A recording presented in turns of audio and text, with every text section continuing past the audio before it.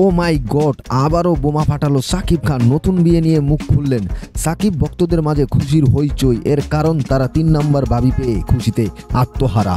একেই বলে বীরপুরুষ। বিয়ে করা ভালো, প্রেম করা নয়। সমান অধিকার দিয়ে বলে কথা কি হবে অপু বুবলির?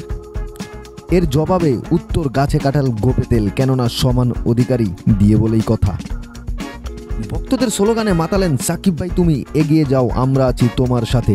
এভাবে বাহবা দিলে বিয়ে আরও কয়েকটি করা যায় বলেও অনেকে হাসির ছলে ভাবছে।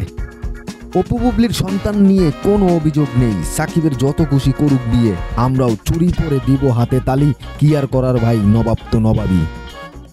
আজ গরিব বলে অন্যের বউর দিকে তাকিয়ে থাকতে হয়, কি আর করার। যদি আমি সুপারস্টার হতাম আমিও তো 1 ডর্জন করতাম। এমন আশা নিয়েই রাত কাটাচ্ছি ভাই। কি করলাম জীবনে?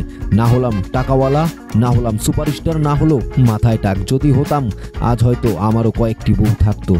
কি আর করার, দেখি অন্যের বউ দেখে আর কিছুদিন থাকি আড়ালে। শাকিব খান যদি এভাবে দিনের পর দিন বিয়ে করতে থাকে তাহলে ফুটবল টিম হবে সন্তান দিয়ে, আর ক্রিকেট টিম হবে বউ দিয়ে। আশা করি তিনি আরও বিয়ে করুক, কেননা বাংলাদেশে বর্তমান ক্রিকেট টিম এবং ফুটবল টিম খুবই দুর্বল হয়ে আছে।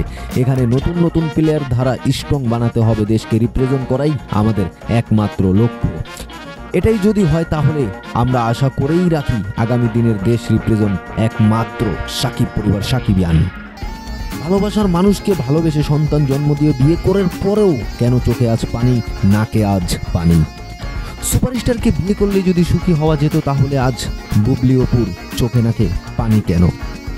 সুন্দরী হলেই যদি সুখী হওয়া যেত তাহলে নায়িকা পূর্ণিমাও কেন আজ এই অবস্থাতে?